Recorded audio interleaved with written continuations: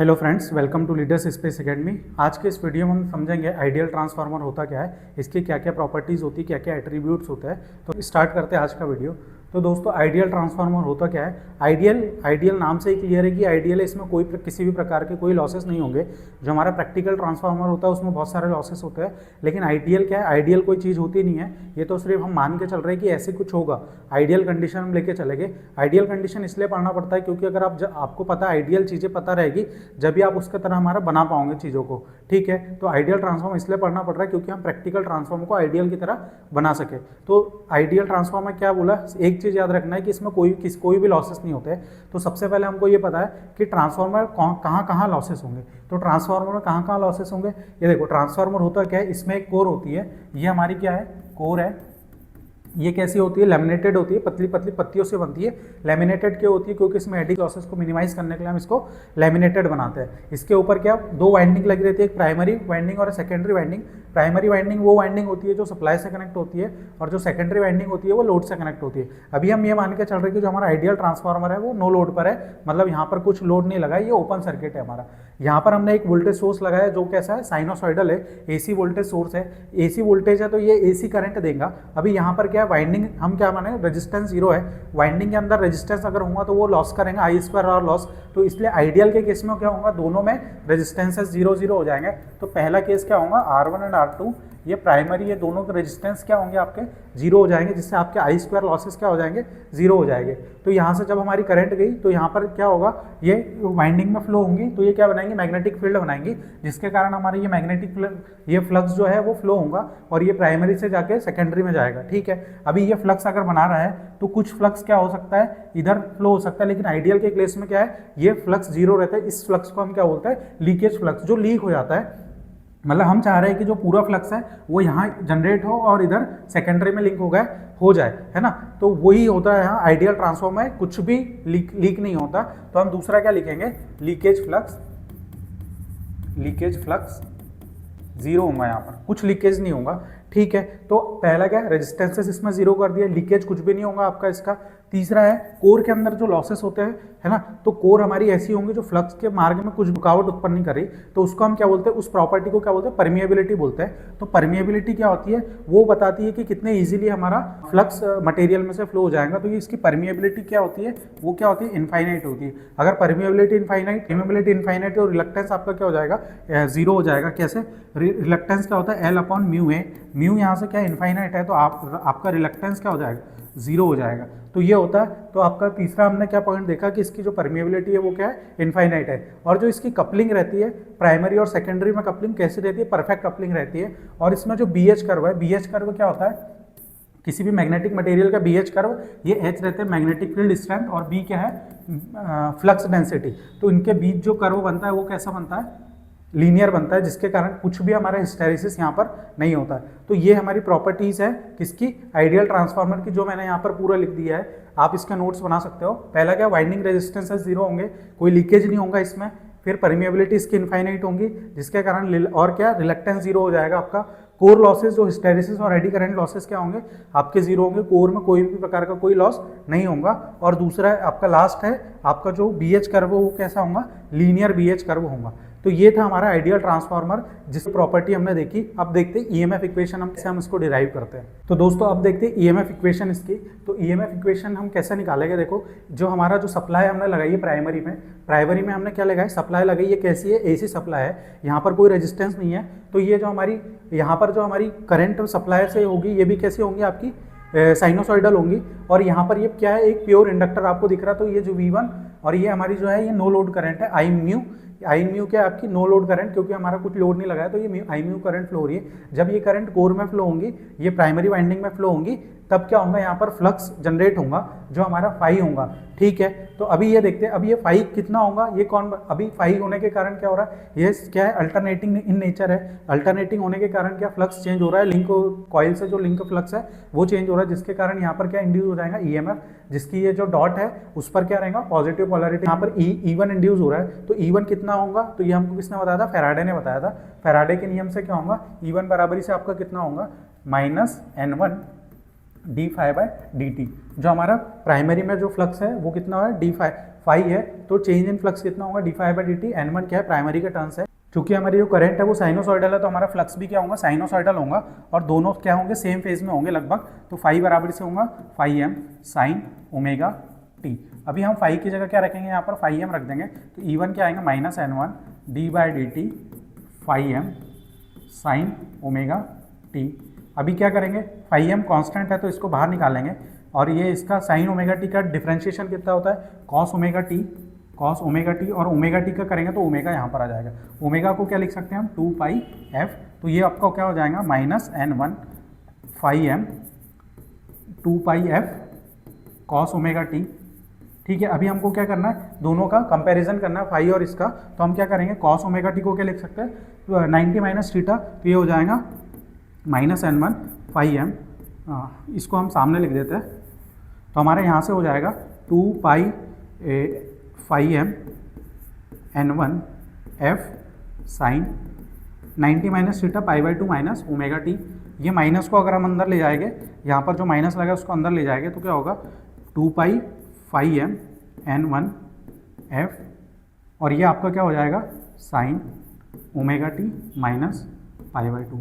तो ये इक्वेशन से आपको क्या दिख रहा है, ये इक्वेशन से आपको क्या दिख रहा है कि जो E1 हमारा इंड्यूस हुआ है वो फ्लक्स से कितना 90 डिग्री क्या कर रहा है, लैग कर रहा है। ठीक है, तो ये हमारा इंस्टेंटेनियस वोल्टेज हुआ जो इंड्यूस EMF है। हमको क्या देखना है, RMS वैल्यू देखना है, तो E1 RMS क्या होगा, मैक्सिमम वैल्यू क्या होगी इसकी, ये हमारी क्या हो जाएंगी, मैक्सिमम वैल्यू हो जाएंगी।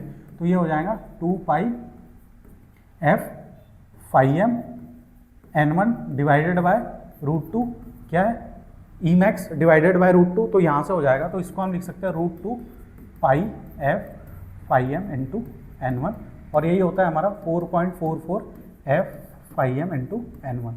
तो यहाँ से हमने क्या देखा, E1 आ गया हमारा, और ये क्या है, हमारा RMS वैल्यू है वोल्ट्स।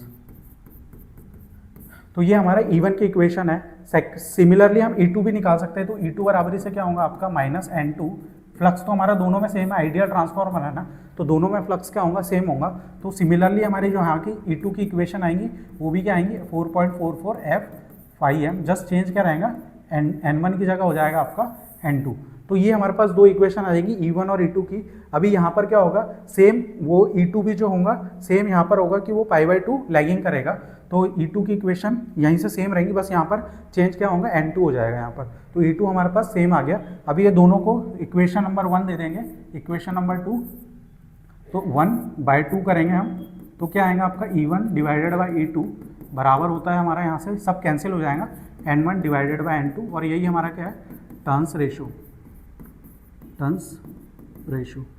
तो ये हमारा क्या केस है, जब हमारा नो लोड ट्रांसफार्मर है तो क्या होगा, नो लोड पे है और कोई आपका ड्रॉप नहीं है, तो यहाँ पर क्या होगा, ये सप्लाई वोल्टेज के बराबर होगा E1 और E2। ठीक है, तो यहाँ से हमको क्या दिख गया कि E1 डिवाइडेड बाई E2 बराबर है N1 डिवाइडेड बाई E2, ये हो जाता है हमारा टर्न्स रेशो। अभी हमारे पास टर्न्स रेशो क्या आ गया, E1 डिवाइडेड बाई E2 बराबरी से N1 डिवाइडेड बाई N2। अभी N1 को हम नीचे ला सकते हैं, E2 को उधर ले जा सकते हैं, तो ये हो जाएगा E1 डिवाइडेड बाई N1 बराबर है E2 डिवाइडेड बाई N2। तो ये क्या है, EMF पर टर्न इन प्राइमरी, EMF पर टर्न इन सेकेंडरी, तो ये क्या हो जाएगा, EMF पर टर्न इन प्राइमरी बराबर है किसके, EMF पर टर्न इन सेकेंडरी। तो ये एक रिजल्ट हमको दिख रहा है कि केस हमको क्या दिख रहा है कि जो EMF इंड्यूस हो रहा है प्राइमरी में वो किसके बराबर है, EMF इंड्यूस इन सेकेंडरी पर टर्न। एक टर्न में जितना इधर इंड्यूस EMF होगा उतना ही कहाँ होगा, इधर होगा, बस N1 N2 अलग अलग होने के कारण वोल्टेज क्या हो जाएंगे आपके, डिफरेंट हो जाएंगे। इसी को हम ऐसा भी लिख सकते हैं, E2 बराबरी से हो जाएगा आपका N2 divided by N1 into E1। तो ये जो हमारा N2 डिवाइडेड बाई N1 है, इसको बोलते हैं हम ट्रांसफॉर्मेशन रेशियो। क्या बोलते हैं, ट्रांसफॉर्मेशन रेशियो। ये हमारा ट्रांसफॉर्मेशन रेशियो होता है। अगर K की वैल्यू क्या है, K की वैल्यू 1 से ज़्यादा है तो हम इसको क्या बोलेंगे, स्टेप अप ट्रांसफॉर्मर। ठीक है, और आपका K की वैल्यू 1 से कम है तो क्या बोलेंगे, स्टेप डाउन ट्रांसफॉर्मर। तो ये हमने कुछ रिजल्ट देखा। अभी हम इसका देखते हैं फेजर डायग्राम कैसे बनाना है। तो फेजर डायग्राम कैसे बनाएंगे, जो हमारा हम फ्लक्स है उसको ले लेंगे रेफरेंस में। ये जो हमारी आई करंट म्यू थी, आई म्यू हमारी, और ये दोनों क्या था, सेम फेज में था। जो प्राइमरी में है सिर्फ इंडक्टेंस है, तो जो हमारा वी है वो कहाँ रहेगा, हमारा ऊपर होगा। V1 से जो हमारी आई म्यू सप्लाई से जो हमारी करंट ड्रॉ हो रही है आई म्यू, वो क्या है, सिर्फ और सिर्फ इंडक्टेंस में जा रही है, हमारी कॉइल में जा रही है, कोई रेजिस्टेंस नहीं है। तो ये मानेगी कि वो लैगिंग कर रही है 90 डिग्री, और इसके सेम फेज में हमारा फ्लक्स होगा। अभी क्या देखा था हमने इक्वेशन से कि जो E1 है आपका, E1 है वो कितना 90 डिग्री हमारा क्या हो रहा था, लैग हो रहा था। और यहाँ फिगर से भी आपको दिख जाएगा, फिगर से भी दिख जाएगा V1 है E1, जो EMF इंड्यूस हो रहा है वो किसका अपोज करेगा, जिसके कारण वो उत्पन्न हो रहा है, वो किसने बताया, लेंस लॉ के अकॉर्डिंग। तो ये जो E1 है हमेशा किसका, V1 के अपोजिट रहेगा ये, ठीक है। तो यहाँ से जो E1 है, V1 है वो क्या होगा, माइनस E1 भी हम इसको लिख सकते हैं। और यहाँ से E2 भी क्या होगा, सेम ही इसमें होगा आपका, ठीक है। आइडियल ट्रांसफार्मर का ये फेजर डायग्राम हो जाएगा। अब देखते हैं जब लोड हम डालेंगे तब क्या होगा।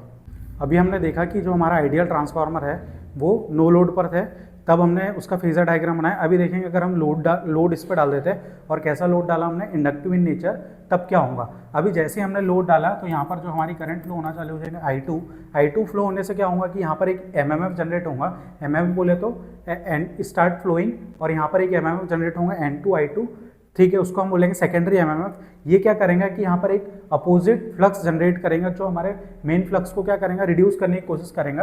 F2 विल रिड्यूस क्या, फाई, और फाई अगर कम होगा तो हमारे E1 भी कम हो जाएगा। फिर E1 अगर कम होगा तो देखो क्या होगा, अगर ये V जो हमारा है वो तो कांस्टेंट है, वो सप्लाई तो कांस्टेंट ही रहेंगी हमारी। सो E1 यहाँ से E1 भी कांस्टेंट होना चाहिए, क्योंकि V बराबर से माइनस E1, तो अगर V1 कांस्टेंट है तो E1 भी कांस्टेंट होना चाहिए। और यहाँ से हमको इक्वेशन से क्या दिख रहा है, रूट E1 बराबर से 4.44 F∅m/N1। अभी ये E1 अगर कांस्टेंट है तो ये टर्म भी पूरी कांस्टेंट होना चाहिए, तो ये सब तो कांस्टेंट है, बट ∅m यहाँ पर क्या है, चेंज हो रहा है, तो ∅m भी क्या होना चाहिए, कांस्टेंट होना चाहिए। सो ∅m मस्ट रिमेन कांस्टेंट।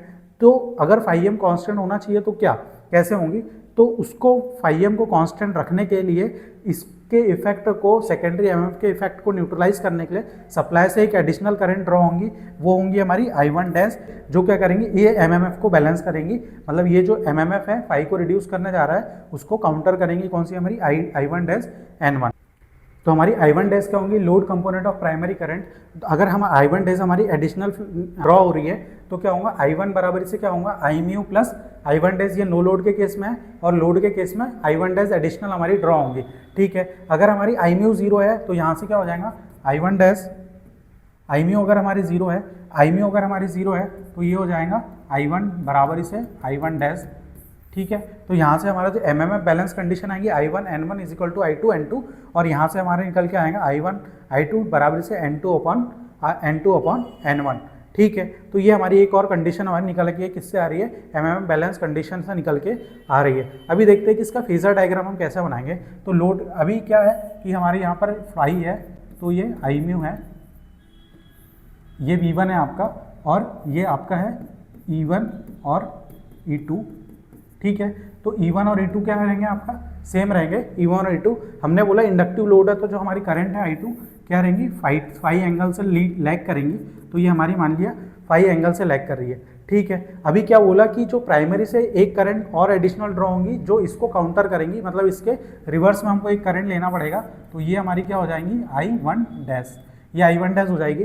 तो जो हमारी प्राइमरी है वो क्या होंगी, I1, ये क्या है, phasor sum of I mu plus I1 dash. तो इसका फेजर सम कैसे लेंगे, इसके पैरेलल में एक लाइन खींचेंगे और इसके पैरेलल में एक लाइन खींचेंगे, तो ये हमारी क्या हो जाएगी, I1 हो जाएगी आपकी, और ये हमारा एंगल हो जाएगा प्राइमरी पावर फैक्टर, ठीक है, ∅1, और ये हो जाएगा ∅। तो ये हमारा लोड के केस में फेजर डायग्राम देख लिया, ठीक है। तो ये था आज का लेक्चर, जिसमें हमने आइडियल ट्रांसफार्मर क्या होता है और इसका नो लोड पर कैसे हम इसके फेजर डायग्राम बनाते हैं, EMF इक्वेशन कैसे आती है, टर्न्स रेशो क्या होता है, ये सब हमने इस लेक्चर में कवर कर लिया। इस लेक्चर की PDF आपको हमारे टेलीग्राम चैनल पर मिल जाएंगे। टेलीग्राम चैनल की लिंक मैं डिस्क्रिप्शन में दे दूंगा, आप वहां जाके हमारे चैनल को ज्वाइन कर सकते हैं और PDF आप यहां से ले सकते हैं। वीडियो अगर आपको अच्छा लगा तो लाइक और सब्सक्राइब जरूर करें। मिलते हैं नेक्स्ट वीडियो में, थैंक यू।